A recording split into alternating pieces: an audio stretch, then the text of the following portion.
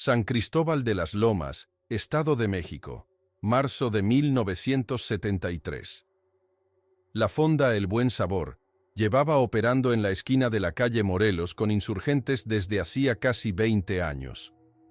Era uno de esos establecimientos donde los albañiles desayunaban antes del amanecer, donde las secretarias almorzaban sus 3 pesos de comida corrida, donde los taxistas cenaban después del turno nocturno. Doña Remedios Villaseñor de Aguirre, una mujer robusta de 58 años con el cabello siempre recogido en un moño apretado, atendía personalmente desde las 5 de la mañana hasta las 11 de la noche. Su caldo de res era legendario en el barrio, espeso, aromático, con trozos generosos de carne que se deshacían en la boca. Los clientes juraban que nunca habían probado nada igual. El inspector sanitario Roberto Méndez Sosa tenía 42 años cuando recibió la llamada rutinaria aquella mañana de martes. Llevaba 16 años trabajando para el Departamento de Salubridad del municipio. Había inspeccionado cientos de establecimientos. Había visto de todo: ratas en cocinas de restaurantes elegantes, cucarachas en panaderías premiadas, carnes podridas vendidas como frescas en carnicerías de esquina. Era un hombre metódico, padre de 3 hijos, casado con una maestra de primaria llamada Ofelia. Fumaba delicados sin filtro y tomaba su café negro y amargo. Esa mañana llevaba su portafolios de piel gastada, su libreta de anotaciones y una ligera sensación de hastío que lo acompañaba últimamente en cada inspección de rutina. La denuncia había sido vaga. Una vecina anciana, la señora Eusebia Rojas, de 74 años, había llamado a las oficinas municipales para reportar un olor extraño que salía de la fonda por las noches cuando ya no había clientes. El operador telefónico había anotado: posible acumulación de desechos orgánicos sin refrigeración adecuada. Roberto había visto casos así docenas de veces. Usualmente se trataba de propietarios que ahorraban en las cuentas de luz dejando los refrigeradores apagados por las noches, o de sistemas de drenaje defectuosos que acumulaban grasas en las tuberías. Nada que no pudiera resolverse con una multa administrativa y un plazo de 15 días para corregir las deficiencias. Llegó a la fonda El Buen Sabor a las 9:30 de la mañana. El local estaba lleno. Doña Remedios se movía entre las mesas con una agilidad sorprendente para su edad y complexión. Traía puesta una bata de cocinera blanca inmaculada y un delantal azul con bordes de encaje. Sonrió ampliamente cuando Roberto se identificó, mostrando una dentadura completa, pero ligeramente amarillenta. «Ay, inspector, qué pena que venga usted hasta acá por una tontería de la señora Eusebia. Esa pobre vieja ya está chocha. Imagínese que el otro día juró que había visto luces en el cielo». Roberto asintió cortésmente y pidió permiso para revisar la cocina. «Con toda confianza, mijo. Aquí no tengo nada que ocultar. Mi negocio está limpio como una patena». La cocina era sorprendentemente ordenada. 3 estufas industriales de 6 quemadores cada una, todas brillantes de tan limpias. 2 refrigeradores comerciales marca Torrey, ambos funcionando correctamente según indicaba el termómetro que Roberto verificó personalmente. 4 grados centígrados, la temperatura ideal. Las ollas colgaban de ganchos en la pared, organizadas por tamaño. Los cuchillos estaban alineados en un soporte magnético, afilados y sin rastros de óxido. El piso de mosaico blanco estaba recién trapeado. No había cucarachas, no había restos de comida en las esquinas, no había grasa acumulada en las paredes detrás de las estufas. Roberto anotó en su libreta: instalaciones en condiciones excepcionales. Pero entonces percibió algo que lo hizo detenerse. Un olor. Sutil pero inconfundible. No era el aroma normal de un restaurante. No era exactamente desagradable, pero tampoco era el olor de carne cocinándose o de vegetales hirviendo. Era algo más profundo, más orgánico. Parecía provenir de algún lugar debajo del piso. ¿Tiene usted sótano? ¿Doña Remedios? La sonrisa de la mujer se mantuvo firme, pero algo en sus ojos cambió por una fracción de segundo. Sí, inspector. Ahí guardo los secos: arroz, frijol, harinas. También tengo un congelador grande para la carne. Roberto pidió verlo. Ah, pero está todo oscuro ahí abajo, no hay buena luz. Además está lleno de cajas. ¿No sería mejor que revisara mis permisos? Los tengo todos en orden, se lo aseguro. Roberto insistió. Llevaba suficientes años en el trabajo como para reconocer cuando alguien intentaba distraerlo. Doña Remedios suspiró con resignación y lo condujo hacia una puerta de madera al fondo de la cocina. Tenga cuidado con las escaleras, están medio chuecas. La puerta se abrió con un chirrido. Una escalera de madera descendía hacia la oscuridad. El olor se hizo más intenso. Roberto sacó su linterna de mano, una Rayovac que siempre llevaba en su portafolios. El haz de luz reveló unos 15 escalones que bajaban en un ángulo pronunciado. Las paredes eran de ladrillo expuesto, pintadas de cal blanca que se descascaraba en grandes placas. La temperatura bajó notablemente al descender. El aire era húmedo y pesado. El sótano tenía aproximadamente 6 metros de largo por 4 de ancho. Efectivamente había sacos de arroz y frijol apilados contra una pared. Un congelador horizontal Invera ocupaba el centro del espacio. Pero lo que llamó la atención de Roberto fue una segunda puerta, más pequeña, en la pared del fondo. Estaba cerrada con un candado grande de bronce. ¿Y esa puerta? Doña Remedios bajó la mirada. Ah, eso es solo un cuartito donde guardo cosas viejas, trastes rotos, no hay nada de interés ahí. El olor definitivamente provenía de detrás de esa puerta. Roberto pidió que la abriera. Ay, inspector, es que no encuentro la llave ahorita. Debe estar arriba en mi bolsa. Fue entonces cuando Roberto notó algo en el piso de concreto, justo frente a la puerta cerrada. Un líquido oscuro había formado un pequeño charco. Acercó la linterna. El líquido era espeso, parduzco, y despedía un olor férreo inconfundible. Lo que Roberto Méndez encontró ese día cambiaría no solo el curso de su carrera, sino la forma en que los residentes de San Cristóbal de las Lomas verían a sus vecinos para siempre. Llamó inmediatamente a la comandancia municipal. A las 11:15 llegaron el comandante Jesús Romero Villalobos, de 51 años, veterano de 20 años en la Policía Judicial del Estado, acompañado de 3 agentes y un fotógrafo forense. Doña Remedios había cerrado la fonda y despedido a los clientes con el pretexto de una inspección sanitaria rutinaria. Se sentó en una silla de la cocina, las manos sobre el regazo, completamente silenciosa. No pidió un abogado. No intentó huir. Simplemente esperó. El comandante Romero tuvo que forzar el candado con una cortadora de pernos. Cuando la puerta se abrió, el olor golpeó a todos como una ola física. 3 de los 4 agentes tuvieron que salir a vomitar. El fotógrafo, un joven llamado Arturo Paniagua, de 26 años, logró mantenerse firme solo porque había trabajado previamente en un servicio funerario. Lo que había detrás de esa puerta era una cámara frigorífica improvisada, de aproximadamente 3 metros cuadrados. Las paredes estaban forradas con láminas de aluminio. En el centro había una mesa de acero inoxidable, el tipo que se usa en morgues. Y sobre esa mesa había restos humanos en diversos estados de descuartizamiento. El doctor Mauricio Estrada Vilchis, médico forense del Servicio Médico Forense del Estado de México, llegó al lugar a la 1:40 de la tarde. Tenía 54 años. Se había graduado en la Universidad Nacional Autónoma de México en 1946 y había trabajado en algunos de los casos más perturbadores del Estado.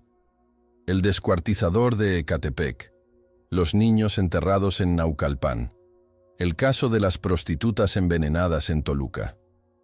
Pero lo que vio en el sótano de la fonda El Buen Sabor lo haría replantear su fe en la naturaleza humana.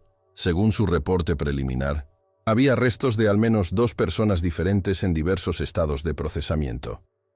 Algunas partes estaban crudas, otras evidentemente habían sido hervidas o cocidas. El método de descuartizamiento mostraba conocimiento práctico de anatomía básica, pero realizado sin instrumentos médicos profesionales. Las marcas en los huesos indicaban el uso de cuchillos de cocina comunes y una sierra manual de carpintería. Doña Remedios fue arrestada formalmente a las 3 de la tarde. No opuso resistencia.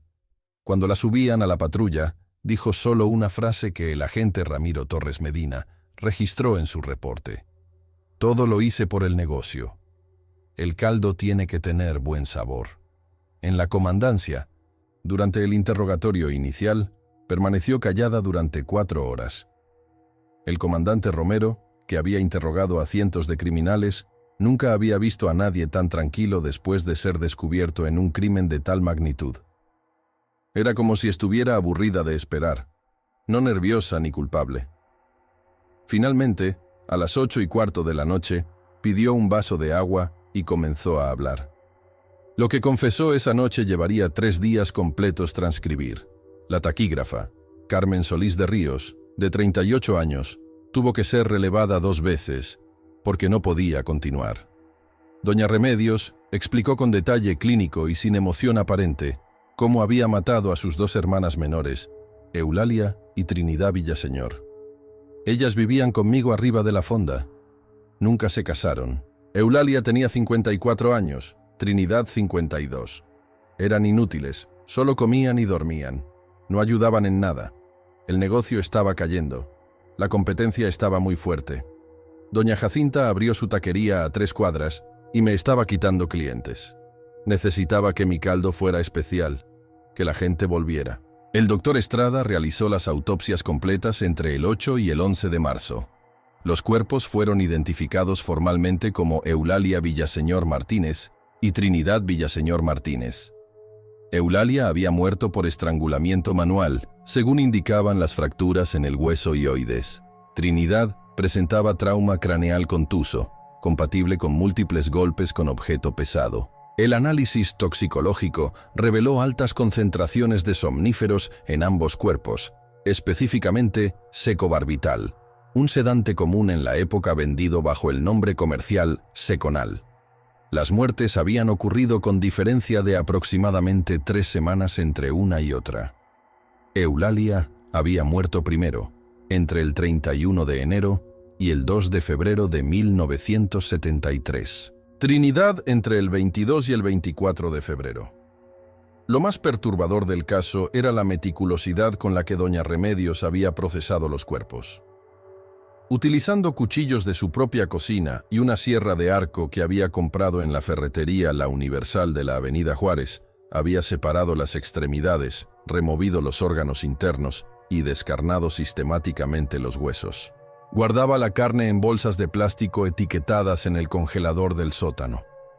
Cada mañana, según su confesión, sacaba la cantidad necesaria para el caldo del día. La mezclaba con res normal que compraba en el mercado. Le daba un sabor más profundo. Los clientes lo notaban. Las ventas subieron 30% en febrero. El análisis del contenido del congelador confirmó la presencia de tejido humano mezclado con carne de res. Las muestras fueron enviadas al Laboratorio Central de Criminalística en la Ciudad de México. El doctor Felipe Guzmán Torrealba, químico forense con 23 años de experiencia, realizó pruebas de espectrometría de masas y análisis de ADN mitocondrial, una técnica relativamente nueva para la época. Sus conclusiones fueron contundentes. De los 47 kilos de carne almacenada en el congelador, aproximadamente 16 kilos correspondían a tejido humano. Según los cálculos del equipo forense, considerando el peso corporal promedio de las víctimas y las partes faltantes que nunca fueron recuperadas, doña Remedios había servido aproximadamente entre 8 y 12 kilos de carne humana a sus clientes durante el mes de febrero y los primeros días de marzo. La noticia estalló en la prensa nacional el 14 de marzo. Los titulares fueron sensacionalistas e inevitables. La fonda del horror, cocinera caníbal de San Cristóbal, servía a sus hermanas en caldo.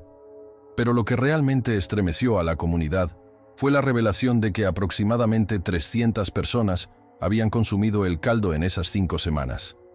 El Departamento de Salud emitió comunicados intentando calmar a la población, asegurando que la cocción a altas temperaturas elimina cualquier riesgo biológico. Pero el daño psicológico era irreparable. Familias enteras reportaron náuseas, insomnio, pesadillas. Algunos necesitaron atención psiquiátrica. La fonda El Buen Sabor fue clausurada permanentemente y sellada con tablas de madera y candados oficiales. Roberto Méndez, quien había descubierto el horror, solicitó una licencia médica de 2 meses. No podía dormir. Cada vez que cerraba los ojos veía esa puerta del sótano abriéndose. Cada vez que olía comida cocinándose sentía náuseas. Ofelia, su esposa, lo convenció de ver a un terapeuta. El doctor Armando Ríos Plata, psiquiatra con consultorio privado en la Colonia del Valle, diagnosticó trastorno de estrés postraumático. Es una reacción normal a una situación absolutamente anormal. Roberto, lo que usted vio desafía todo lo que conocemos sobre comportamiento humano civilizado. Lentamente, con sesiones semanales y el apoyo de su familia, Roberto comenzó a recuperarse. Pero nunca volvió a trabajar como inspector sanitario. Solicitó su transferencia al Departamento de Registros Administrativos, donde pasó el resto de su carrera archivando documentos sin tener que visitar un solo restaurante. La investigación se expandió. El comandante Romero, trabajando con el agente especializado en casos complejos, Héctor Maldonado Ruiz, de 37 años, comenzó a reconstruir la vida de doña Remedios y sus hermanas. Nacidas en el pueblo de Santiago Tianguistenco en 1914, 1919 y 1921 respectivamente, las tres hermanas Villaseñor habían llegado a San Cristóbal de las Lomas en 1954. Remedios se había casado brevemente con un hombre llamado Esteban Aguirre, pero el matrimonio duró solo 2 años y nunca tuvieron hijos. Él murió en un accidente de construcción en 1958.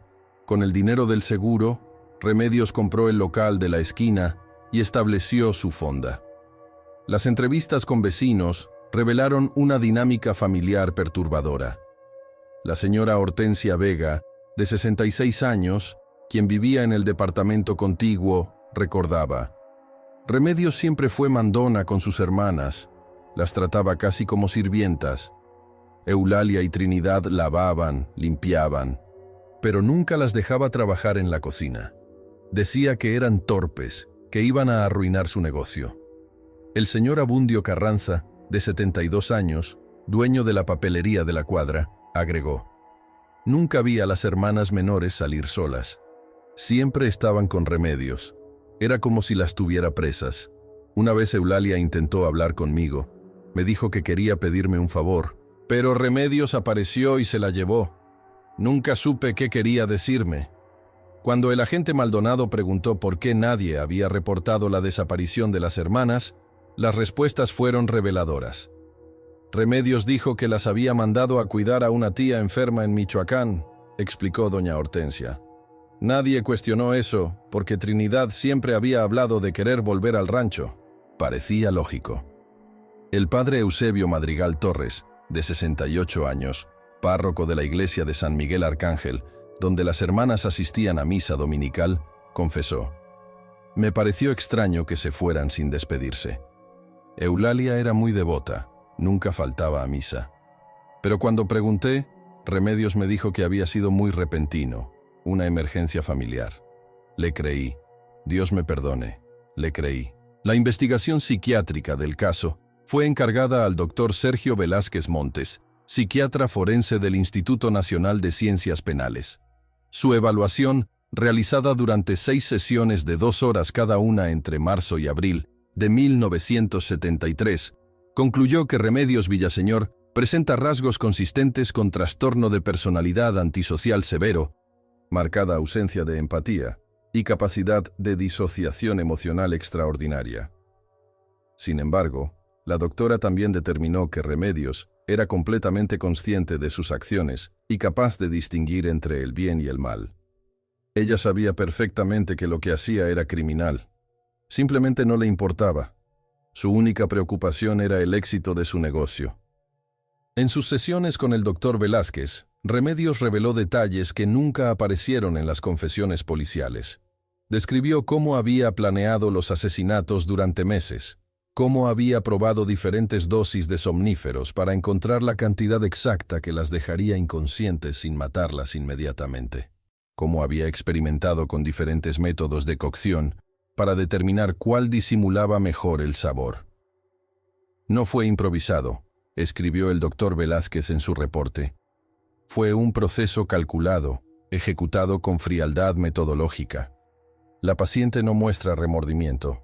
solo una leve frustración por haber sido descubierta antes de poder deshacerse completamente de la evidencia. El juicio comenzó el 6 de agosto de 1973 en el Juzgado Primero Penal de Toluca.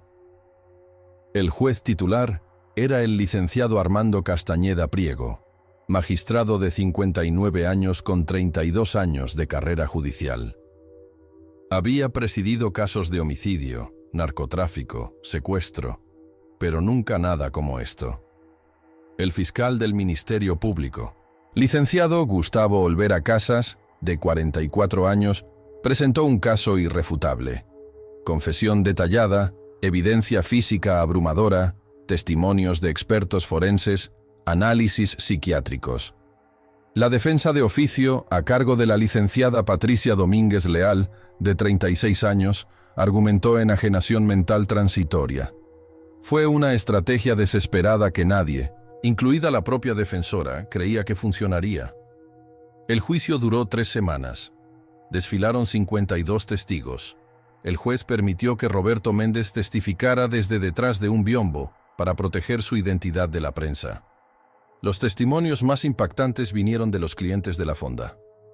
El señor Miguel Ángel Fuentes, taxista de 47 años, declaró entre lágrimas: «Yo comía ahí casi todos los días de febrero.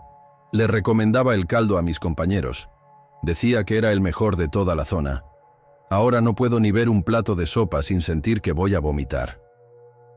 La señora Rosa María Tellez, secretaria de 32 años, tuvo que ser sacada de la sala cuando sufrió un ataque de pánico durante su testimonio.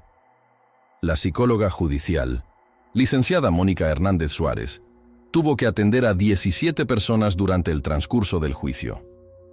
El 3 de septiembre de 1973, el juez Castañeda dictó sentencia. Remedios. Villaseñor de Aguirre fue declarada culpable de 2 homicidios calificados con premeditación, alevosía y ventaja. También fue encontrada culpable de profanación de cadáveres y atentados contra la salud pública. La sentencia: 60 años de prisión sin posibilidad de reducción de pena. Remedios escuchó el veredicto sin ninguna reacción visible.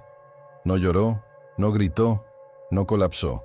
Simplemente asintió levemente, como si el juez acabara de confirmar algo que ella ya sabía. Mientras los guardias la escoltaban fuera de la sala, se volteó hacia las cámaras de televisión y dijo algo que sería repetido en noticieros durante días. «Mi caldo era el mejor. Todos lo decían. Eso nadie me lo puede quitar». Fue trasladada al penal de Santa Marta, Acatitla, en la Ciudad de México, una de las pocas prisiones femeninas del país en esa época. Allí, según reportes del personal penitenciario, Remedios se adaptó perfectamente a la rutina carcelaria. Nunca causó problemas. Nunca se peleó con otras internas. Pasaba sus días leyendo revistas de cocina que conseguía de la biblioteca de la prisión. El subdirector del penal, licenciado Jorge Velasco Murillo, de 41 años, quien supervisó su caso durante los primeros años, recordaba: «Era una interna modelo en términos de conducta, pero había algo profundamente perturbador en su tranquilidad. Nunca mostró arrepentimiento. Nunca pidió perdón. Cuando le preguntaban sobre sus crímenes, hablaba de ellos como si fueran decisiones empresariales difíciles pero necesarias». Los meses posteriores al juicio fueron difíciles para San Cristóbal de las Lomas. El barrio intentó recuperar la normalidad, pero la sombra de lo sucedido no desaparecía. El local donde había estado, la fonda El Buen Sabor, permaneció vacío durante 5 años. Nadie quería alquilarlo. Los niños del vecindario cruzaban la calle para evitar pasar frente al edificio. Se corrían rumores de que por las noches se podían escuchar sonidos extraños provenientes del sótano sellado, aunque la policía nunca encontró evidencia de intrusos cuando investigó estas denuncias. El padre Madrigal realizó una bendición del lugar en octubre de 1973, pero incluso después de eso, la gente seguía sintiendo que algo oscuro permanecía en ese rincón. El caso Villaseñor, como llegó a conocerse en círculos criminológicos, se convirtió en materia de estudio en universidades de todo el país. El doctor Velázquez publicó un paper en la Revista Mexicana de Psiquiatría en 1974, titulado Disociación emocional y pragmatismo criminal, El caso de una homicida múltiple motivada por intereses comerciales. La tesis central era que Remedios representaba un tipo particular de psicopatía, donde el móvil no era sadismo ni placer, sino simple beneficio económico llevado a su extremo más aberrante. Ella convirtió a sus víctimas en un producto comercial, escribió Velázquez. En su mente no estaba cometiendo asesinatos, estaba solucionando un problema de inventario. Roberto Méndez intentó reconstruir su vida. Regresó al trabajo en enero de 1974, pero como había solicitado, en un puesto administrativo que no requería contacto con el público ni inspecciones de campo. Sus hijos, especialmente el mayor, Rodrigo, de 16 años en ese entonces, notaron cambios en su padre. Se había vuelto más callado, más serio. Los domingos familiares en los que solían comer fuera se convirtieron en comidas preparadas en casa por Ofelia. Roberto nunca volvió a comer en un restaurante. Cuando su familia insistía, inventaba excusas. Me duele el estómago. Mejor quedémonos en casa. La comida de tu madre es más rica. Rodrigo, ya adulto y convertido en abogado, contaría años después. Mi padre llevaba una carga que nunca pudo quitarse completamente. Era como si hubiera visto algo que su mente no podía procesar del todo. Nunca habló directamente sobre ese día, pero lo sentíamos presente en la casa, como un fantasma invisible. La familia Villaseñor, los parientes lejanos que aún quedaban vivos, fueron devastados por el escándalo. Un sobrino de Remedios, Alfredo Villaseñor Contreras, de 38 años, mecánico automotriz en Toluca, dio una entrevista al periódico El Universal en octubre de 1973. No puedo creer que mi tía haya hecho algo así. Cuando éramos niños, ella siempre fue estricta pero parecía normal. Las veces que visité la fonda, todo parecía en orden. Eulalia y Trinidad estaban ahí, trabajando. Nunca imaginé. No terminó la frase. Cambió su apellido legalmente a Contreras Moreno, el apellido materno, para distanciarse de la vergüenza familiar. Otros parientes hicieron lo mismo. El nombre Villaseñor prácticamente desapareció de San Cristóbal de las Lomas. El doctor Estrada, el forense que había realizado las autopsias, también experimentó consecuencias duraderas. En una charla privada con colegas en 1975 confesó: «He abierto cientos de cuerpos en mi carrera. He visto todo tipo de traumas, mutilaciones, descomposición. Pero hay algo particularmente perturbador en saber que estos restos fueron procesados para consumo humano. No solo asesinados, sino convertidos en comida. Viola algo fundamental en nuestra psique colectiva». Se retiró en 1978, 5 años antes de la edad obligatoria de retiro. Pasó sus últimos años dando clases de medicina forense en la UNAM, donde siempre incluía el caso Villaseñor en sus lecciones sobre la naturaleza humana y los límites del mal. En la prisión, Remedios continuó con su rutina monótona. Trabajaba en la cocina del penal, irónicamente, aunque bajo estricta supervisión, y nunca se le permitía manejar carne cruda. Pelaba papas, lavaba verduras, barría pisos. Las otras internas la evitaban. Incluso en un ambiente carcelario, donde asesinas, narcotraficantes y secuestradoras convivían, Remedios era tratada como paria. Su crimen era considerado demasiado aberrante incluso para estándares criminales. Solo una persona mantuvo contacto regular con ella, una monja visitadora de prisiones, la hermana Guadalupe Reyes, de 52 años, quien intentaba sin éxito durante años que Remedios mostrara algún signo de arrepentimiento o conciencia moral. En una de sus últimas conversaciones documentadas, en 1982, la hermana Guadalupe le preguntó directamente: «Remedios, ¿nunca ha sentido culpa por lo que hizo a sus hermanas?». La respuesta, registrada en los archivos de la prisión, fue escalofriante. «Hermana, mis hermanas no servían para nada. Al menos en mis caldos sirvieron para algo. Alimentaron a mucha gente. Le dieron placer a personas trabajadoras que necesitaban una buena comida. En cierta forma, les di propósito». La hermana Guadalupe escribió en su diario personal esa noche: «He trabajado con criminales durante 20 años.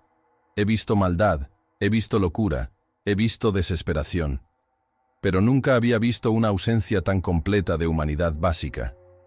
Remedios. Villaseñor no es malvada en el sentido tradicional. Es simplemente vacía. Los años pasaron. El caso fue perdiendo prominencia en la memoria colectiva, reemplazado por crímenes más recientes, escándalos más frescos.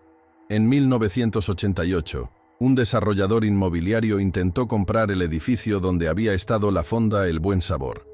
Planeaba demolerlo y construir un mini supermercado. Los vecinos organizaron protestas, no querían un comercio en ese lugar. «Ese sitio está maldito», declaró doña Hortensia Vega, ahora de 81 años, al reportero de un periódico local. Deberían dejarlo vacío para siempre, como recordatorio de lo que pasó. El desarrollador finalmente desistió. El edificio permaneció abandonado. Remedios. Villaseñor murió en la prisión de Santa Marta, Acatitla, el 12 de junio de 2003. Tenía 89 años. La causa oficial fue fallo cardíaco relacionado con la edad. No tuvo funeral. Su cuerpo fue cremado y las cenizas quedaron en la fosa común del cementerio del Penal. No hubo obituario en los periódicos, solo una nota breve en la sección policíaca de la jornada. Fallece asesina de caso Villaseñor de 1973. 30 años después de los crímenes, pocos recordaban los detalles, aunque el nombre, La Fonda Sangrienta, aún resonaba vagamente en la memoria de los habitantes más viejos de San Cristóbal de las Lomas. Roberto Méndez Sosa falleció en 2009, a los 78 años. Había pasado sus últimos años en relativa paz, jubilado, rodeado de sus nietos. Nunca habló públicamente sobre el caso después del juicio. En su funeral, su hijo Rodrigo encontró entre sus pertenencias la libreta original de anotaciones de aquella inspección de marzo de 1973. Las páginas amarillentas todavía mostraban las notas meticulosas de su padre. Cocina, limpia. Refrigeradores, temperatura correcta. Olor, procedencia. Y luego, en las últimas páginas, garabateado con mano temblorosa después de los eventos. Algunos horrores no tienen explicación, solo existen. Rodrigo decidió quemar la libreta. No quería que nada de ese día sobreviviera físicamente en el mundo. El edificio de la fonda fue finalmente demolido en 2015. Una organización vecinal compró el terreno y construyó un pequeño parque público con juegos infantiles y bancas. No hay placa conmemorativa. No hay indicación de lo que ocurrió ahí 42 años antes. Los niños juegan sin saber. Los padres jóvenes que no son de la zona no conocen la historia. Pero los ancianos del barrio, los que recuerdan, nunca se sientan en las bancas de ese parque. Cruzan por la acera opuesta. Algunos juran que la tierra ahí nunca es del todo fértil, que el pasto crece más pálido, más ralo que en el resto del parque. En 2018, una joven periodista de investigación llamada Daniela Cortés Velázquez, de 31 años, intentó escribir un libro sobre el caso. Entrevistó a sobrevivientes, revisó archivos judiciales, habló con expertos, pero a mitad de la investigación abandonó el proyecto. En una entrevista posterior, explicó: «Hay algo en este caso que va más allá de la mera morbosidad criminal. Es como si hubiera tocado algo fundamentalmente roto en la naturaleza humana. Me empecé a sentir contaminada de alguna forma. Como si al estudiar a Remedios Villaseñor demasiado de cerca, algo de esa vacuidad se transfiriera. Sé que suena irracional, pero decidí dejarlo ir». El doctor Velázquez, el psiquiatra forense que había evaluado a Remedios, falleció en 2016. Antes de morir, le confió a un colega: «De todos los casos que estudié en mi carrera, Remedios Villaseñor es el único que nunca pude procesar completamente.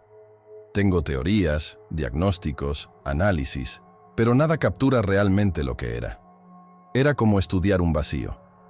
Y los vacíos no pueden ser entendidos, solo reconocidos». Sus archivos del caso fueron donados al Instituto Nacional de Ciencias Penales, donde permanecen bajo llave, accesibles solo a investigadores con permisos especiales. La mayoría de los estudiantes que intentan estudiar el material Abandonan después de leer solo una parte de los transcriptos de las sesiones. 3 años después de la demolición del edificio, en 2018, comenzaron reportes extraños en San Cristóbal de las Lomas.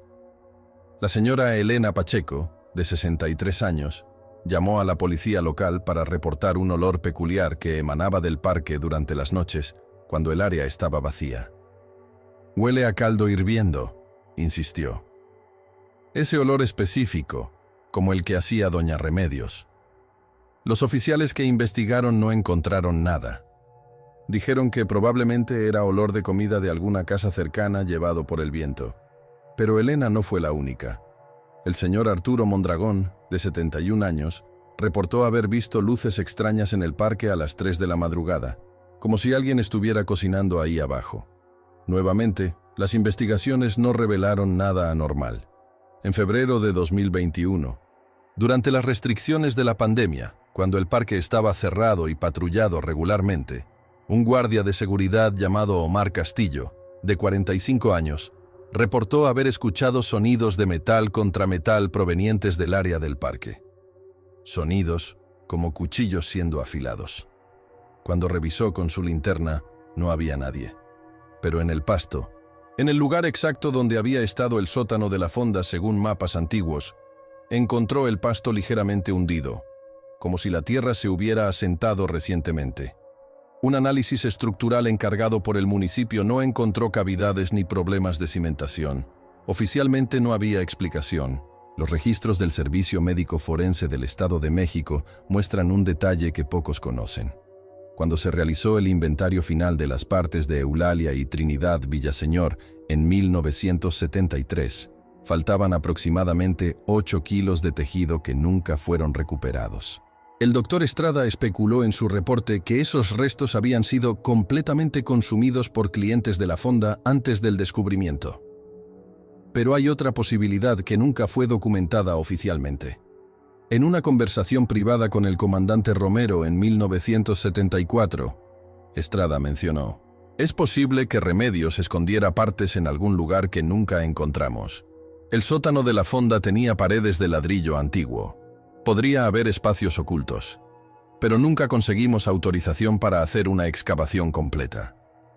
Y hasta hoy, en las noches sin luna, algunos vecinos de las casas que rodean el parque evitan mirar hacia ese espacio verde. Dicen que si te concentras lo suficiente, puedes escuchar, muy débilmente, el burbujeo de un líquido hirviendo a fuego lento, ese sonido inconfundible de un caldo cocinándose por horas.